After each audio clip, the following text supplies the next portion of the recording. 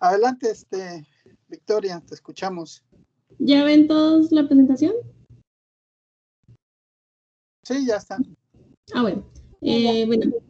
Buenos días, mi nombre es Victoria Estefanía Ruiz Molina y les voy a explicar un poco sobre la teoría general de sistemas. Es de resaltar que antes, pues como de entrar al tema, es un tema muy teórico, entonces trataré de no aburrirlos mucho. Bueno, primero un poco de historia sobre los sistemas o la teoría general de sistemas.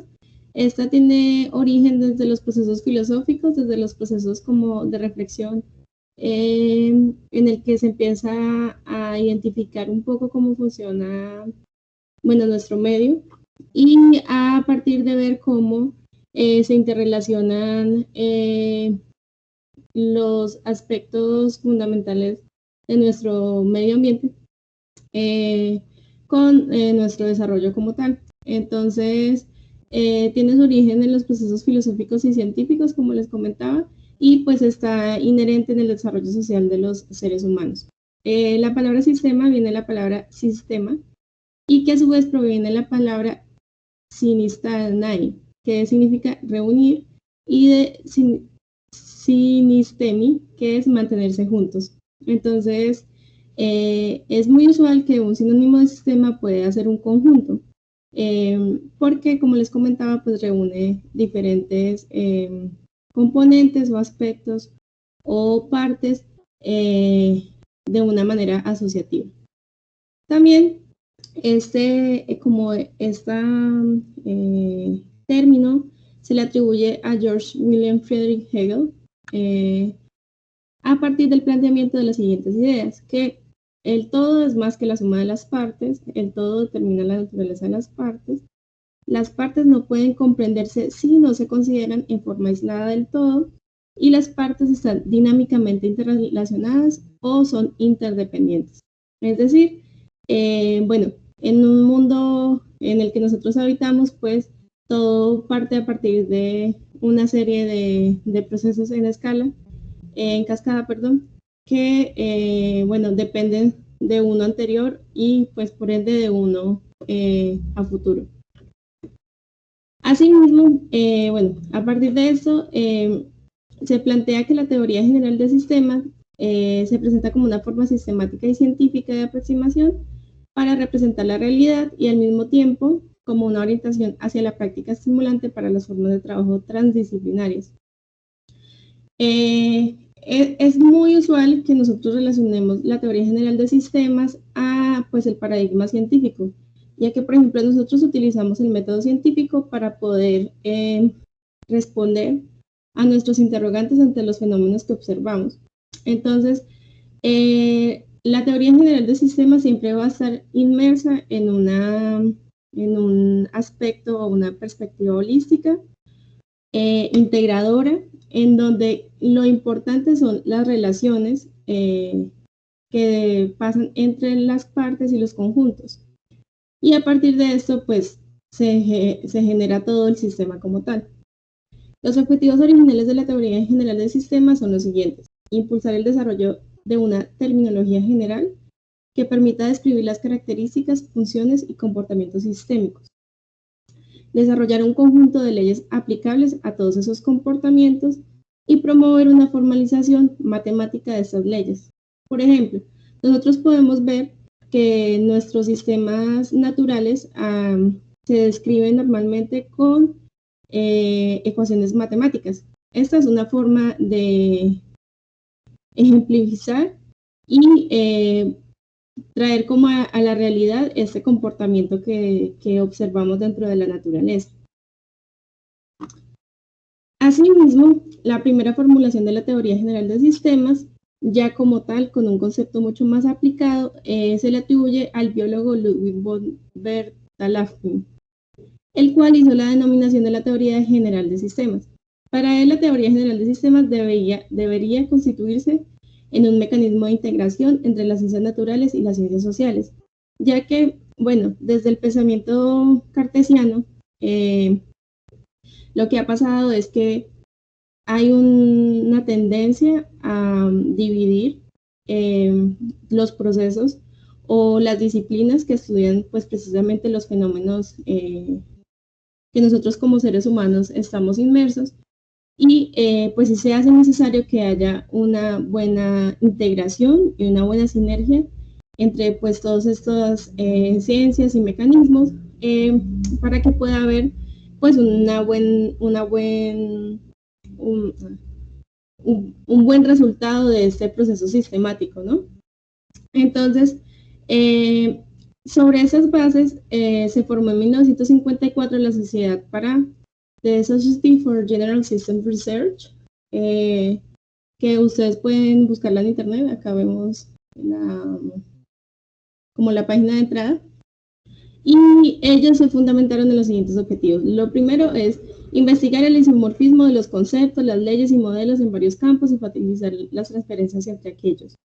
La promoción y desarrollo de modelos teóricos en campos que carecen de ellos, el reducir la duplicación de los esfuerzos teóricos y promover la unidad de la ciencia a través de los principios conceptuales y metodológicos y unificadores. Es decir, estar en un constante actualización de precisamente todos esos componentes que pueden componer, vale la redundancia, a un sistema como tal, y generar modelos teóricos que nos permitan formalizar estos comportamientos y estos fenómenos. Asimismo, la teoría general del sistema se fundamenta en que los sistemas existen dentro de los sistemas, es decir, pueden haber subsistemas. Las moléculas existen dentro de las células dentro de los tejidos dentro de los órganos y así sucesivamente, que, como les comentaba, estos se denominan subsistemas. Los sistemas son abiertos.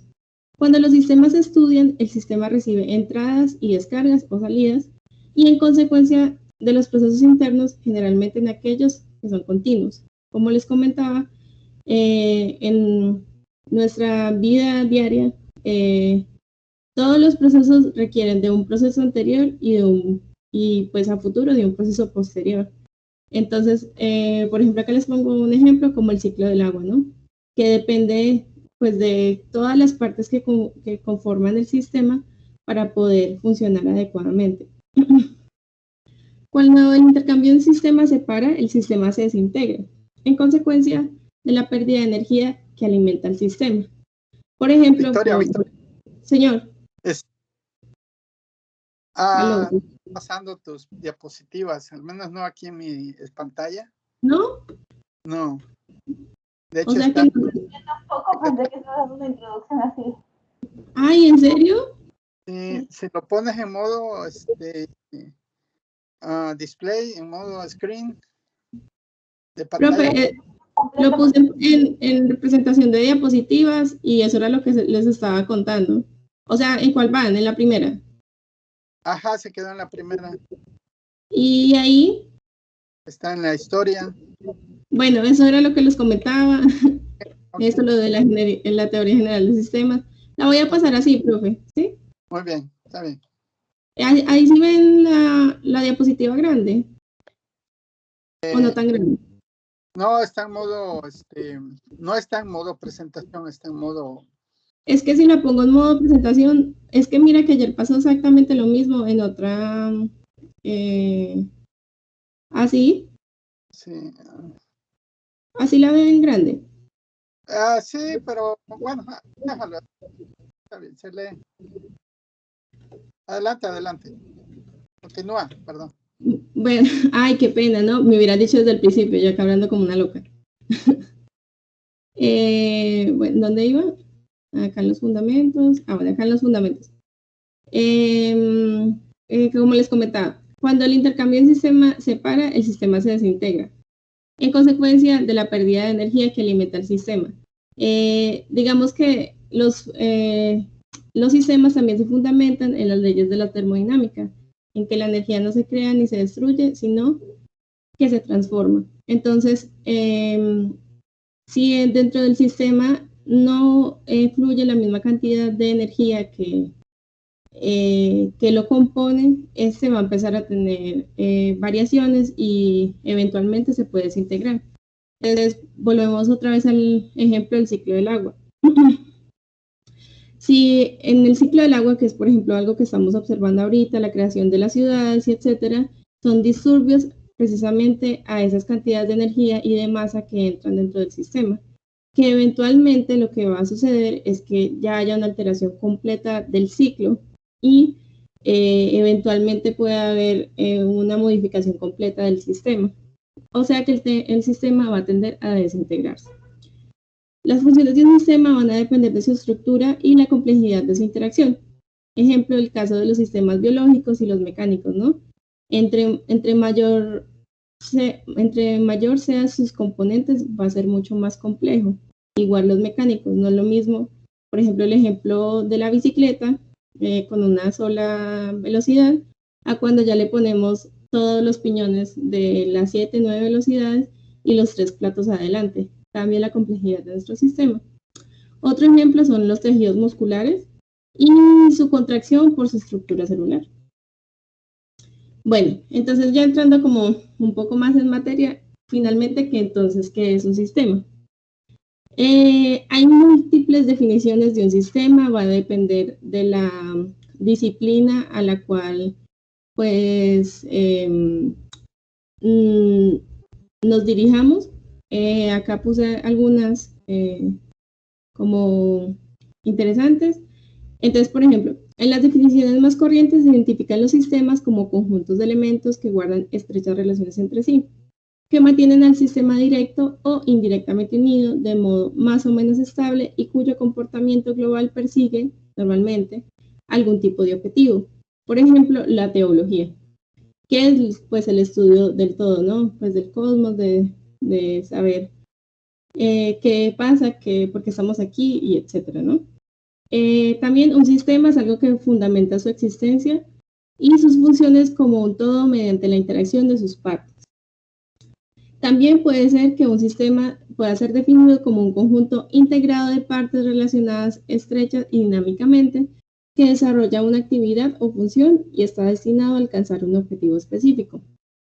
Y por último, es un conjunto organizado formando un todo en el que cada una de sus partes están interrelacionadas a través de un orden lógico, como les comentaba anteriormente, que concatena sus actos hacia un fin determinado. Entonces, en conclusión, un sistema tiene un objetivo que a la vez es conformado por las partes y que están interrelacionadas por su funcionamiento. Bueno, también tenemos que, además de que hay múltiples definiciones de lo que es un sistema, también tenemos diferentes tipos de sistemas.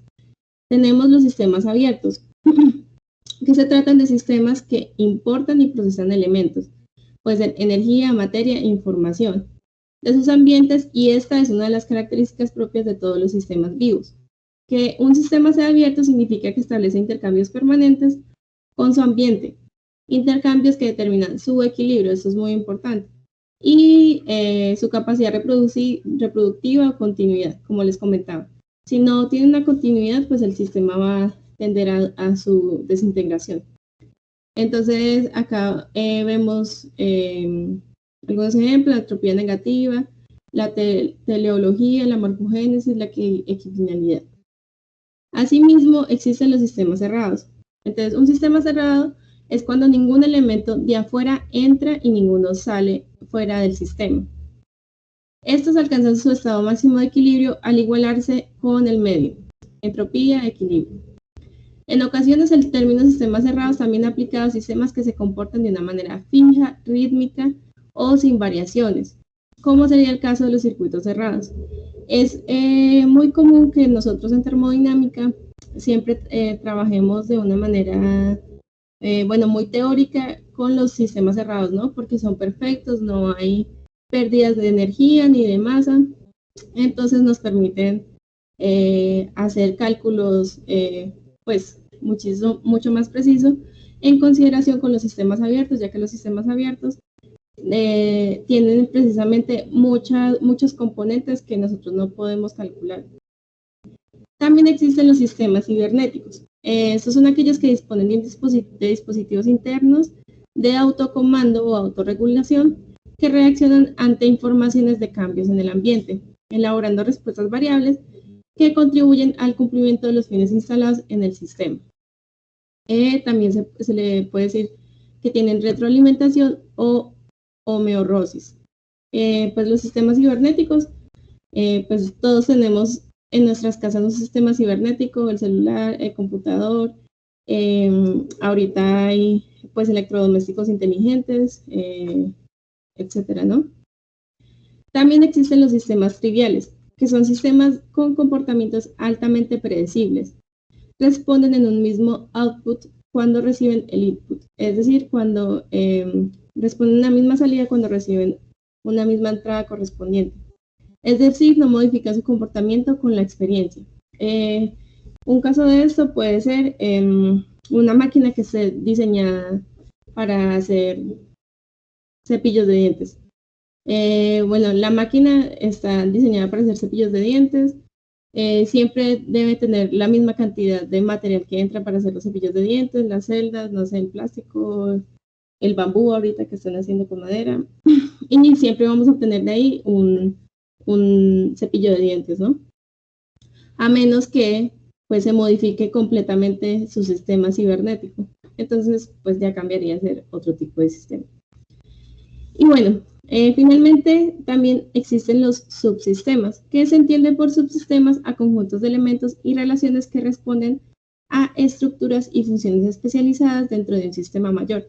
En términos generales, los subsistemas tienen las mismas propiedades que los sistemas, es decir, hay una interrelación o una sinergia.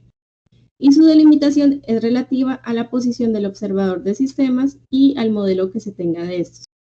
Desde este ángulo se puede hablar de subsistemas, sistemas o supersistemas, en tanto estos posean las características sistémicas, es decir, que haya una interrelación entre ellos.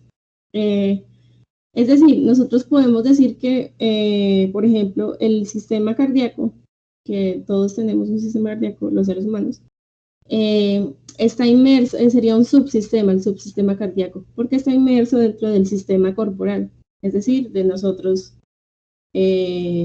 como seres completos que estamos cubiertos del sistema piel, del sistema huesos, etcétera, ¿no? Entonces estos pueden considerarse como subsistemas. Bueno, aquí vamos a conocer un poco de los conceptos básicos de la teoría general del sistema. Les puse como los principales porque pues en realidad hay muchísimos, ¿no? Pero bueno, entonces, por ejemplo, al ambiente se refiere al área de sucesos y condiciones que influyen sobre el comportamiento de un sistema. El atributo se entiende por atributo que las características y propiedades estructurales o funcionales que caracterizan las partes o componentes de un sistema. La cibernética se trata de un campo interdisciplinario que intenta abarcar el ámbito de los procesos de control y de comunicación. Como les comentaba, que haya retroalimentación, tanto en máquinas como seres vivos. La circularidad se refiere a la cantidad de elementos de un sistema, es decir, la complejidad cuantitativa. Y, por el otro lado, sus potenciales interacciones, la conectividad. Y el número de estados posibles que se producen a través de estos, si hay variedad o variabilidad. El conglomerado se refiere a cuando la suma de las partes, componentes y atributos en un conjunto es igual al todo. Estamos en presencia de una totalidad desprovista de sinergia, es decir, de un conglomerado. Asimismo, también existe el elemento, la energía, la entropía, la equifinalidad y el equilibrio. Bueno, el elemento se entiende por un elemento de un sistema que hace referencia a las partes o a los componentes que lo constituyen.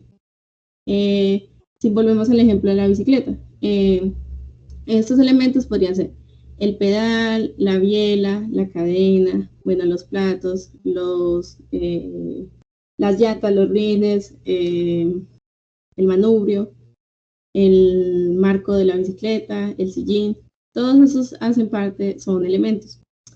La energía es la que se incorpora a los sistemas y se comporta según la ley de la conservación de la energía, como les comentaba.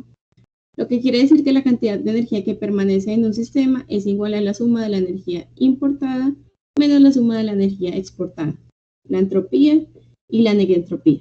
Ahí la negentropía hace referencia a la tendencia natural de que tiene un sistema para modificarse según su estructura y según los niveles de energía o los subsistemas que posea. Por ejemplo, las plantas y su fruto, ya que dependen de los dos para lograr un método de entropía. La entropía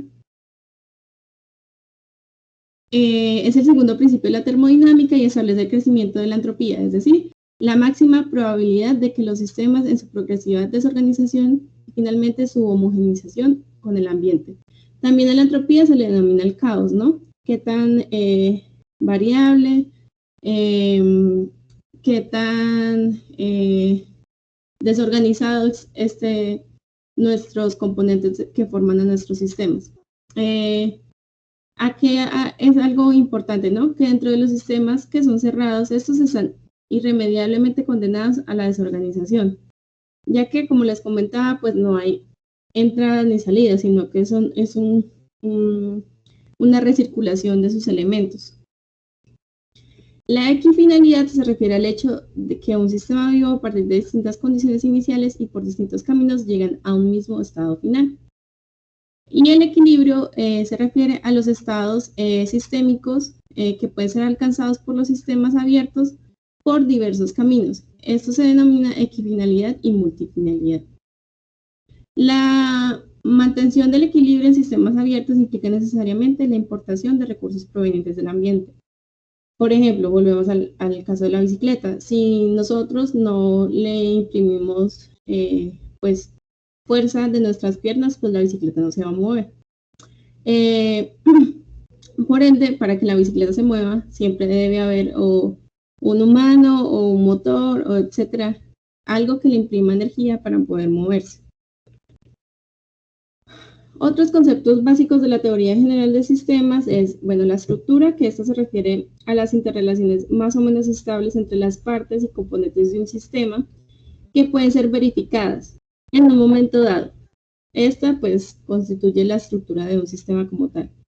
La frontera se refiere a que los sistemas consisten en totalidades. Es decir, nosotros no podemos considerar un sistema un solo componente o un solo elemento dentro de nuestro sistema. Por lo tanto, son indivisibles como sistema. Poseen partes y componentes, como les comentaba, subsistemas, pero esas son otras totalidades. También está la función, que la función se denomina la salida de un sistema que está dirigido a la manutención del sistema mayor en el que se encuentra adscrito. La homeostasis se refiere a los organismos vivos especialmente, ya que los procesos homeostáticos operan ante variaciones de las condiciones del ambiente y corresponden a las compensaciones internas al sistema que sustituyen, bloquean o complementan estos cambios con el objeto de mantener invariable la estructura sistémica. Por ejemplo, la temperatura corporal. Nosotros, como seres humanos, mantenemos siempre constante nuestra temperatura a más o menos 36 grados. Para hacer esto, pues nuestro cuerpo está constantemente obteniendo energía de todos nuestros subsistemas, ¿no?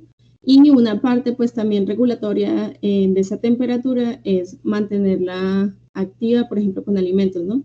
Que sería nuestra forma de obtener energía para el adecuado funcionamiento de nuestros subsistemas, ¿no?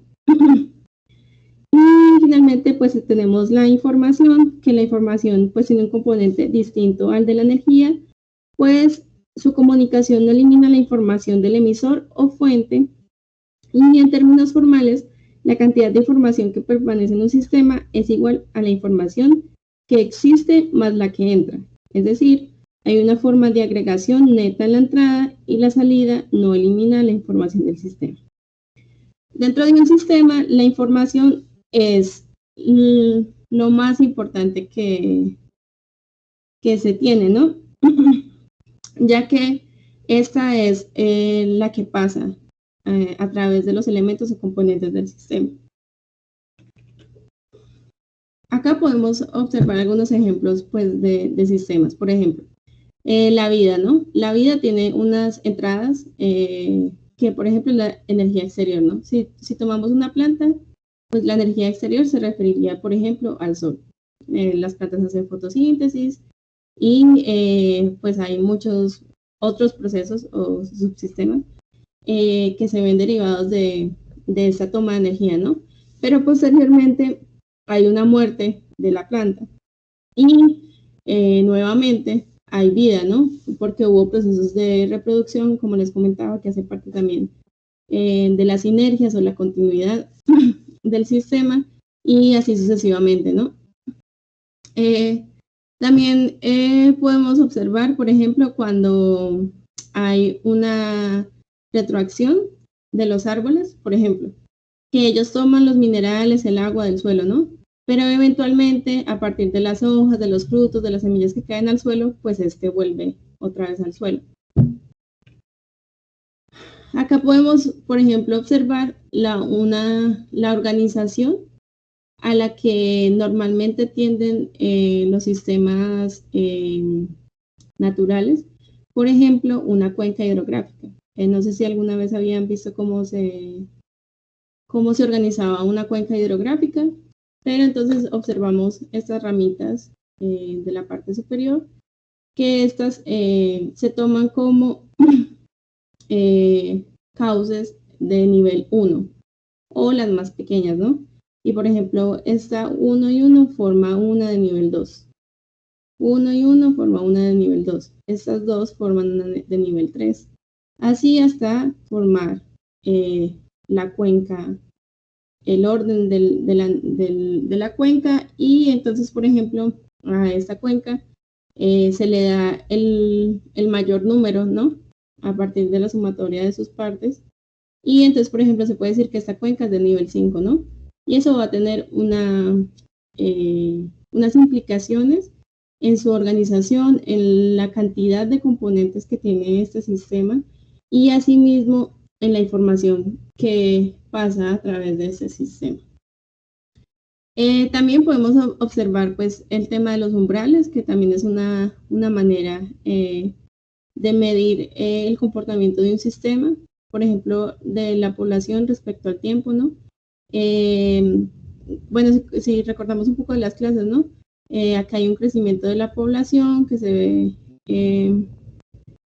ve representada con respecto al tiempo, pero hay un punto donde hay tiene el máximo como nivel entrópico, ¿no? Y posteriormente hay una tendencia a la baja, ¿no? También hay puntos donde hay un crecimiento, un estancamiento y puede haber también una mayor producción, ¿no? Acá es producción con respecto al tiempo. Y si lo ponemos, por ejemplo, con respecto a nuestros sistemas, por ejemplo, observamos el sistema circulatorio, ¿no? Esa imagen de acá, en la que vemos que hay unas entradas por ejemplo, de sangre sin oxígeno que entra en las venas y, bueno, hay un proceso pues, de purificación y limpieza, y posteriormente sale sangre oxigenada que pasa por las arterias, ¿no? Y pues si observamos, hay venas y arterias alrededor de todo el cuerpo, ¿no? Entonces, es un proceso continuo, por eso se le denomina el sistema circulatorio, ¿no? Igualmente con el sistema respiratorio, entra aire con oxígeno, los pulmones lo filtran, lo limpian y se distribuye, ¿no? A través también del sistema circulatorio. Igual el sistema linfático, que produce y segrega hormonas y enzimas que se requieren precisamente para poder realizar todos estos procesos anteriores. El sistema muscular, que también requiere de todos estos otros sistemas para poder mantenerse sano, con una producción de nuevas células para estar en constante mantenimiento de los tejidos. E igual el sistema nervioso, ¿no? Que estimula precisamente todos estos anteriores. Entonces, por ejemplo, aquí podríamos hablar de que el cuerpo humano es un sistema y lo componen muchos subsistemas, o lo componen muchas partes que si no funcionaran adecuadamente, pues, ¿qué observamos cuando no funciona adecuadamente alguno de estos componentes, no? Pues empieza a haber una pérdida de energía dentro del sistema y asimismo, pues, hay una tendencia a que el sistema desaparezca, o sea, eventualmente, pues, la muerte, ¿no? Y eso sería todo. Muchísimas gracias. Perdón si fue muy teórico. Traté de hacerle así como lo más explicativo posible. Ya se durmieron. No, estuvo muy completo. Felicidades, Victoria. Ay, gracias.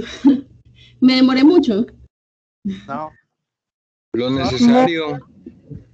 Estuvo muy bien. Bueno, como les comentaba, pues sí es como un poco complejo, ¿no? Porque tiene muchísimas partes el sistema como tal, ¿no? Pero en conclusión, pues un sistema, como les ponía un diagramita ahí, ¿no? Tiene un objetivo, tiene unos elementos o unas partes y tiene una sinergia o una interrelación o una acción, etcétera, ¿no? Y todo eso pues es un movimiento cíclico o un movimiento constante a través pues del tiempo, podríamos verlo así, ¿no? sí, es correcto. ¿Alguna pregunta, jóvenes, para esta Victoria? Pues sí, yo me iría a la parte de lo que es el intercambio de la información, en donde hablaste de una cualidad del sistema de lo que es la cibernética, entre otras 4 más o 5 me parece.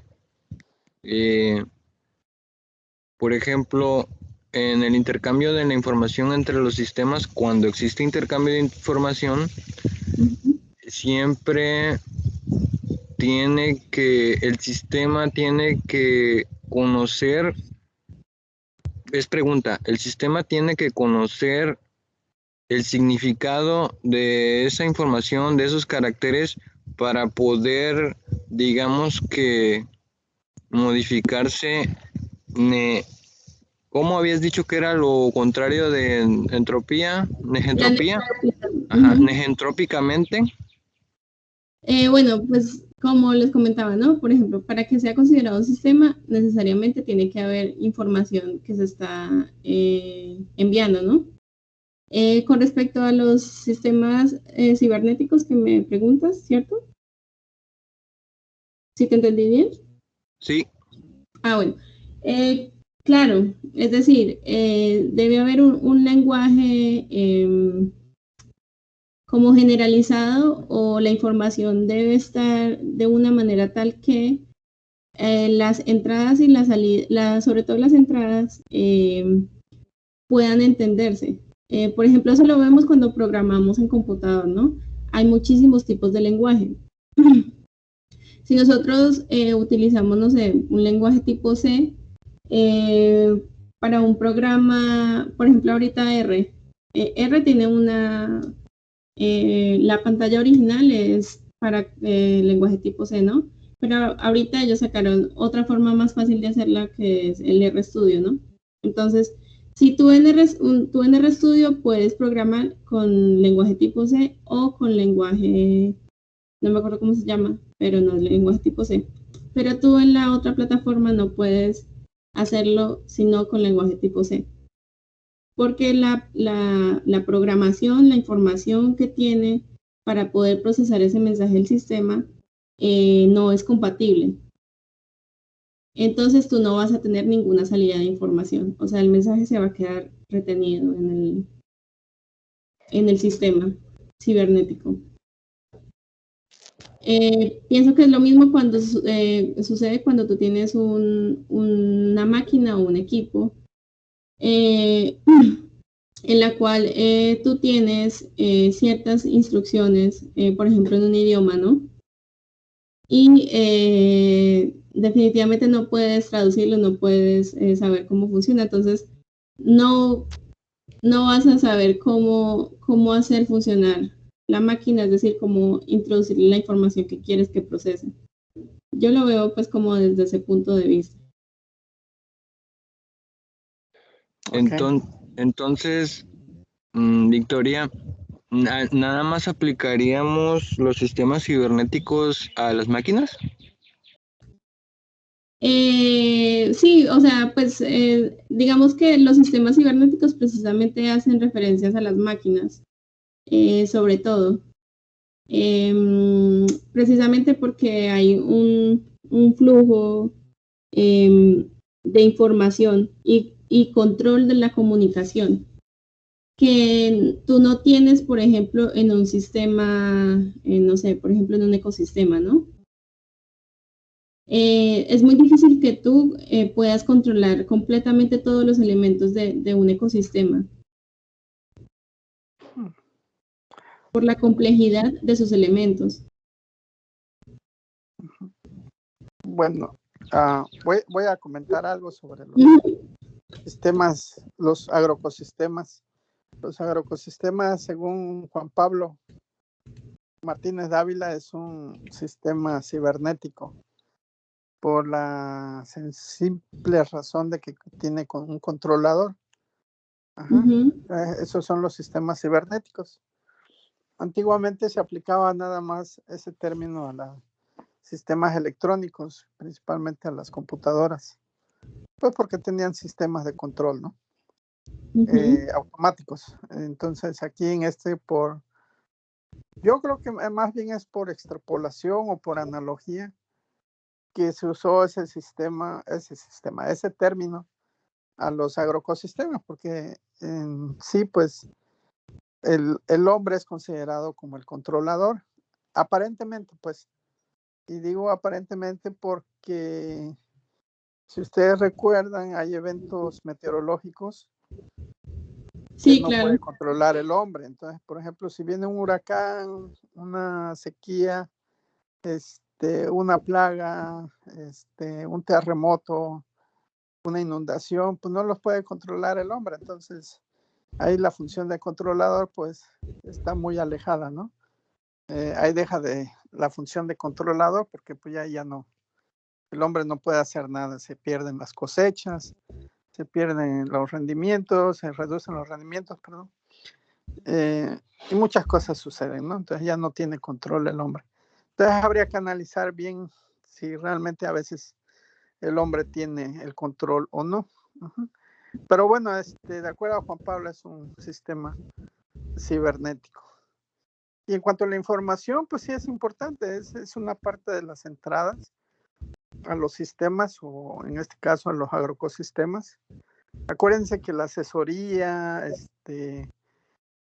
la divulgación, lo que muchas veces ustedes hacen como estudiantes que van a las comunidades y dejan información, es parte pues de este intercambio de información para los sistemas. Ajá, entonces, y a veces se queda, a veces se pierde, bueno, depende de ahí de la comunidad, ¿no? De los productores. ¿Algún otro comentario, jóvenes? Profe, que en ese sentido, por ejemplo, yo pienso que un cultivo hidropónico o bajo condiciones de invernadero, tal vez sí puede considerarse un sistema cibernético, ¿no? Porque si depende completamente de una acción computarizada, si fuera, por ejemplo, un invernadero programado, ¿no? O de la intervención del hombre para poder subsistir, ¿no? Por supuesto, sí, muchos invernaderos, o bueno, algunos invernaderos son cibernéticos, porque a veces la función del hombre es mínima, casi todo está, bueno, no, a lo mejor aquí en México no, pero en Estados Unidos, Inglaterra, Alemania, son sistemas casi completamente automatizados, ¿no? Sí, claro. ¿Alguna otra pregunta? Recuerden que un buen estudiante debe de ser así participativo, con algún comentario, alguna pregunta. Pues, Bueno, alguna por mi... anécdota. Participen más, eso al profesor le gusta mucho que participen. Entonces, yo los veo a veces muy callados. Yo no sé si es porque es martes o no sé, martes de quincena, pero participen un poquito más. Bueno, Ánimos. el tema, doctor, es bastante amplio. Incluso aquí Victoria se fue hasta Descartes, porque si bien lo dijo ella, el Descartes había planteado la forma de abordar los problemas desde el más sencillo con la analogía de la cadena. Recuerdo que al final de la cadena él ponía a Dios por, digamos, por sus fundamentos de su educación. Escolapia fue muy, muy religiosa, pero al Dios se refería a él como lo máximo para entender. Y ya cuando llegó Bertalanffy, como dijo Victoria también, le dieron ya este enfoque más actual para abordar muchos problemas o muchos fenómenos naturales y del universo. Entonces, pues partiendo de ahí se nota pues, la grandeza y la complejidad, valga la redundancia, de este enfoque y de cómo ha venido evolucionando.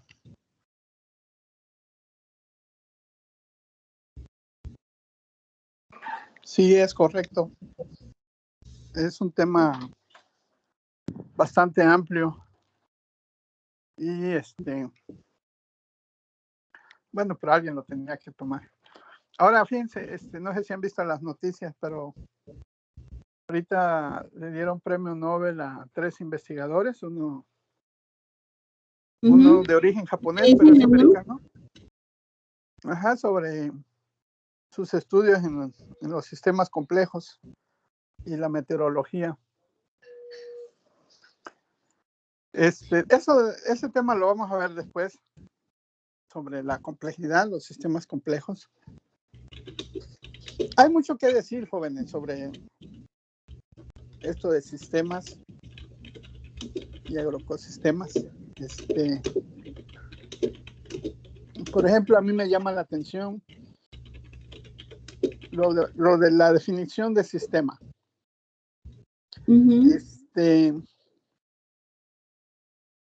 Cuando los subsistemas, por ejemplo, ahorita que habló Victoria sobre subsistemas en el cuerpo humano,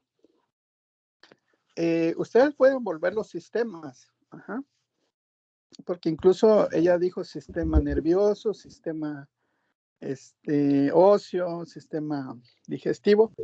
En realidad esos serían subsistemas, porque el sistema completo sería el hombre. Entonces, pero a la vez esos subsistemas se vuelven sistemas.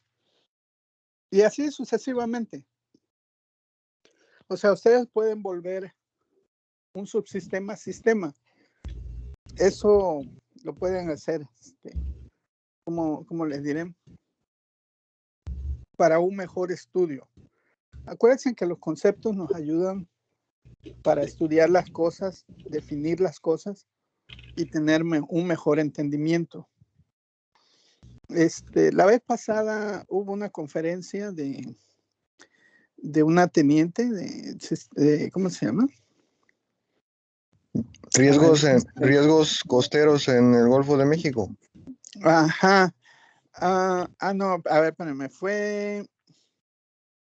entonces fue la anterior sobre matices del enfoque de sustentabilidad. Sí. Y entonces yo le preguntaba sobre el concepto de si es sostenible o es sustentable. Y muchos investigadores, entre ellos un profesor que yo admiro mucho, que es muy inteligente también, dice, es que eso no importa. Igual lo dijo la doctora, es que el concepto no importa. No, no, no, no, no. No quise replicarle mucho ahí, pero jóvenes, los conceptos, claro que importan. Son muy importantes definirlos. Si ustedes no tienen claro bien un concepto, o si en ciencia no está definido muy bien el concepto, esa ciencia no avanza. Ajá. Entonces hay que definir muy bien los conceptos. En agricultura, que es nuestra área, agroecosistemas tropicales, pues en específico, hay muchas cosas que no están bien definidas todavía, entre ellos sustentabilidad y sostenibilidad. Yo le decía que sostener es diferente que sustentar.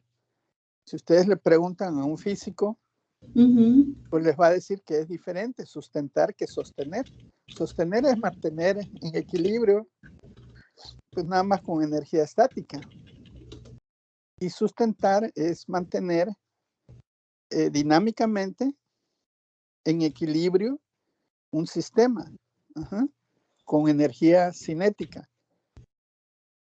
Y bajo este concepto, pues claro que se ve muy claro que, bueno, para mí se ve muy claro que sustentar es un mejor concepto que sostener.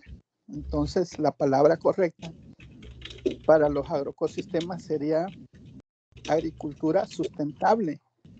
¿Por qué? Porque se utiliza energía dinámica para tenerlo o mantener a un sistema dinámicamente estable o en productividad. Entonces, de ahí que tener los conceptos bien definidos es importante, ¿no? No, definitivamente no es lo mismo sustentar que sostener. Y fíjense ahora, perdón. Mira que, por ejemplo, ahora que tú dices eso, en otra clase que no tengo con ninguno de mis compañeros, pues estábamos hablando como sobre los organismos genéticamente modificados. Por ejemplo, ahora que dices de lo de los conceptos, ¿no? Y entonces el profe hablaba que eso era lo mismo que los transgénicos.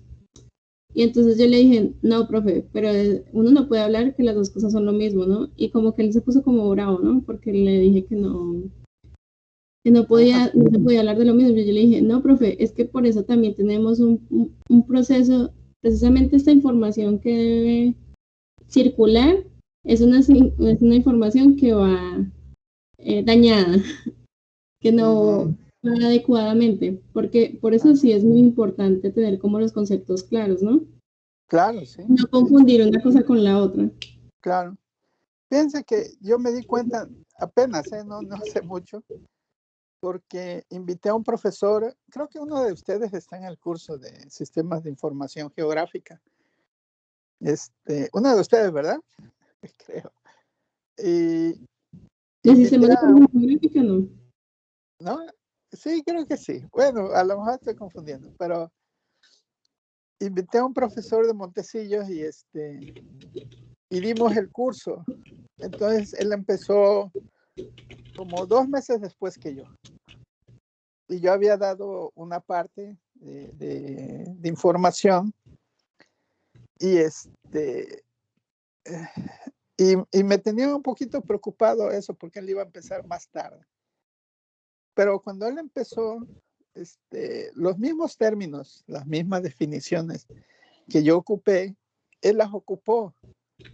Entonces vi que cómo fluía la información y los muchachos pues no tuvieron ¿cómo les diré? Ninguna confusión en seguir aprendiendo cuando él dio la plática o daba las pláticas, porque él ya tenía los conceptos y eran los mismos. Entonces vi ahí, fíjense, casualmente la importancia, yo ya lo sabía pues, pero nunca vi así tan clara la importancia de tener los conceptos bien claros y que sean los mismos. Entonces, profesor el doctor Lennon dio una parte y fluía la información, pues como si yo lo estuviese dando, ¿no? Porque ya los muchachos ya tenían los conceptos y eran los mismos. Entonces, sí es muy importante tener los mismos conceptos en la misma área. A veces los conceptos difieren, Pues porque son diferentes áreas. Pero si vamos a estar en un área específica, deben de ser los mismos conceptos. Quiero decir, por ejemplo, suelos. Para un ingeniero civil tiene un concepto, para un arquitecto es otro concepto, para un ingeniero agrónomo posiblemente sea otro concepto, para un arqueólogo suelo va a ser otro concepto, para un antropólogo o un especialista en suelos como yo, pues vamos a tener otro concepto, pero dentro de nuestras áreas tiene que estar bien definido ese concepto. Ajá. Entonces, los conceptos son importantes. No, cuando alguien les diga eso, por favor, coméntenle a la persona que los conceptos son bien importantes definirlos. No es así de que, no, es lo mismo. No, no es lo mismo. No, definitivamente cuando los conceptos tienen variación, es importante definirlos. Ajá. Bueno, jóvenes, ahí le vamos a dejar. ¿Quieren a seguir ahorita, pero pueden suspender la grabación? Vamos a hablar